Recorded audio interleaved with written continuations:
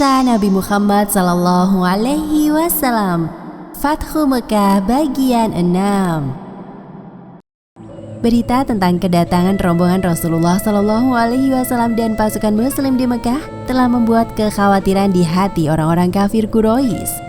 Mereka menduga jika kedatangan Rasulullah adalah untuk menuntut balas dendam atas kekejian dan hinaan yang telah mereka lakukan terhadap beliau dahulu, ditambah lagi dengan kerjasama mereka bersama Bani Bakar yang melanggar perjanjian Hudaybiyah. Akhirnya orang-orang Quraisy mengikuti saran Abu Sufyan untuk tinggal dan mengunci rumah-rumah mereka. Tetapi ada sebagian kelompok Quraisy yang memberontak. Mereka adalah gembong-gembong pemuda Quraisy yang tersisa.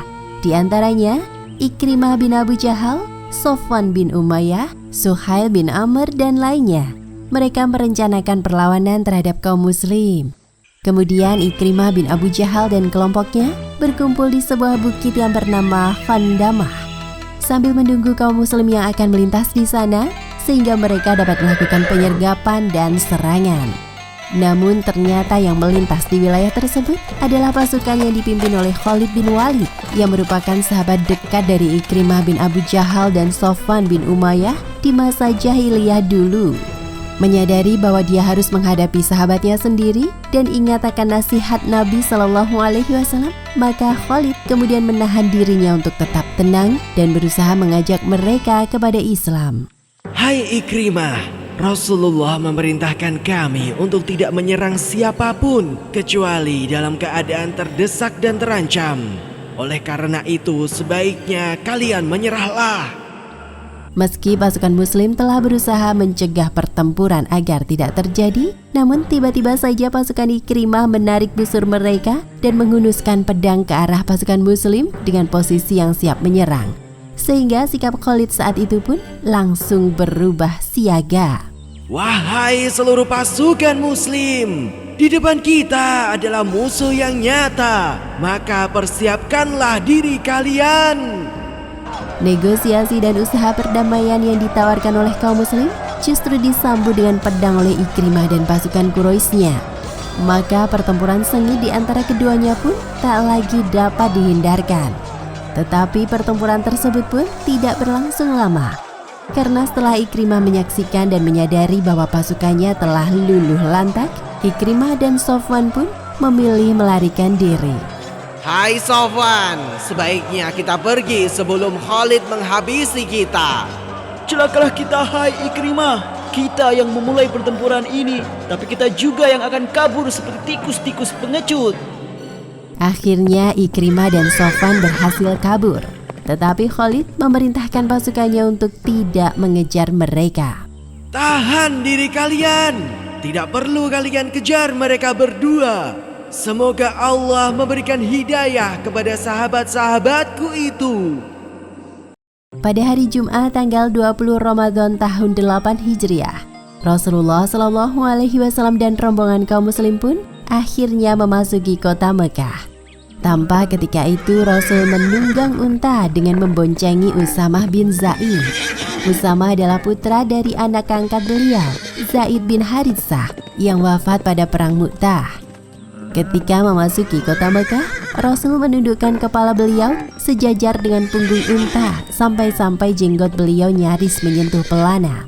Inilah bentuk sikap kerendahan hati Rasulullah Sallallahu Alaihi Wasallam dan tanda syukur kepada Allah atas nikmat yang dianugerahkannya. Dan selama di atas unta, beliau membaca surat Al-Fath berulang kali, surat yang menjanjikan kemenangan ini. Kemudian ketika rombongan Rasulullah Sallallahu Alaihi Wasallam tiba di Al-Hajun, di sana beliau membangun kemah dan beristirahat bersama Maimunah radhiyallahu anha dan Ummu Salamah radhiyallahu anha, dua istri Rasulullah Sallallahu Alaihi Wasallam yang ikut dalam rombongan ini. Al-Hajun dahulunya adalah tempat para pemuka kafir Quraisy berkumpul dan menetapkan kesepakatan mereka untuk memboikot dan memblokade Bani Hashim dan Bani Muthalib yang mendukung Rasulullah Shallallahu Alaihi Wasallam. Dan di lokasi itu juga Rasulullah pernah tinggal bersama istri tercinta Khadijah radhiyallahu anha. Tampaknya Rasul memilih lokasi itu untuk mengenang masa lalu, baik kenangan yang pahit maupun yang manis. agar rasa syukur kepada Allah dengan kemenangan memasuki Mekah lebih besar lagi. Dengan menggunakan sorban berwarna hitam dan tanpa memakai ihram, Rasulullah SAW bertawaf di Ka'bah dengan menunggangi unta beliau. Ketika itu Rasul tidak memaksakan diri untuk mencium Hajar Aswad karena saking banyaknya orang yang juga ikut bertawaf bersama beliau. Sehingga Rasulullah hanya sekedar menunjuknya dengan tongkat beliau. Hal itu mengajarkan kepada umatnya agar tidak perlu berdesakan dan rebutan dalam upaya mencium Hajar Aswad. Pada saat itu, di sekeliling Ka'bah masih banyak terdapat patung-patung berhala yang diperkirakan sekitar 360 buah patung. Rasulullah kemudian menusuk patung-patung itu dengan tongkat beliau seraya mengucapkan firman Allah pada Quran Surat Al-Isra ayat 81 yang artinya, Yang hak telah datang dan yang batil telah lenyap. Sesungguhnya yang batil itu adalah sesuatu yang pasti lenyap. Rasulullah SAW kemudian memerintahkan untuk membersihkan segala bentuk kemusyrikan dan kedurhakaan di dalam Ka'bah, yaitu untuk menghancurkan semua patung dan gambar yang ada di dalamnya. Ketika Ka'bah telah dibersihkan dari segala macam berhala, Rasulullah SAW pun kemudian masuk ke dalamnya dengan ditemani oleh Bilal bin Rabah. Di dalam Ka'bah, Rasulullah SAW melaksanakan salat 2 rakaat di antara 2 tiang Ka'bah yang berada di depan dengan membelakangi arah pintu Ka'bah. Seusai Rasul melaksanakan salat, Abbas bin Abdul Muthalib, paman Rasulullah SAW, datang menemui beliau dan meminta kunci Ka'bah agar menjadi tanggung jawab sekaligus kehormatan baginya dalam menjaganya. Selama ini, Abbas dikenal menjabat sebagai Sikoyah, yakni sebagai orang yang bertanggung jawab dalam memberi minum bagi jamaah haji. Maka menurut Abbas, urusan kunci Ka'bah dapat menjadi tanggung jawabnya juga.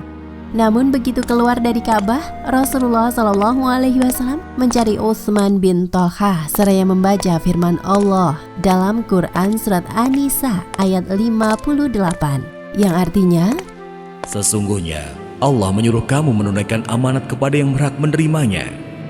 Dan saat bertemu dengan Utsman, Rasulullah SAW pun menyerahkan kunci Ka'bah tersebut kepadanya seraya berucap kepada Utsman, Ini kuncimu wahai Utsman. Hari ini adalah hari kebajikan dan kesetiaan.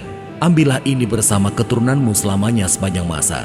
Tidak ada yang merebutnya dari kalian kecuali orang yang zalim. Demikian Rasulullah SAW mengembalikan kunci Ka'bah kepada mereka yang memang berhak memegangnya. Karena keluarga Utsman telah memikul tanggung jawab tersebut jauh sebelum Rasulullah diutus. Bahkan hingga saat ini, kunci itu masih dijaga oleh anak cucu keturunan Bani Abduddar. Demikianlah kisah Fathu Mekah bagian 6. Fathu Mekah adalah peristiwa yang penuh damai. Rasulullah SAW selalu mengingatkan kepada seluruh komandan pasukannya untuk mengupayakan menghindari pertempuran selama memasuki Mekah. Sikap Rasulullah yang menundukkan kepala beliau ketika memasuki Mekah menunjukkan bahwa beliau adalah seorang pemimpin yang rendah hati karena menyadari bahwa kemenangan Fathu Mekah tidak lain karena kemudahan dan bantuan dari Allah Subhanahu wa Ta'ala. Wallahu a'lam bishawab.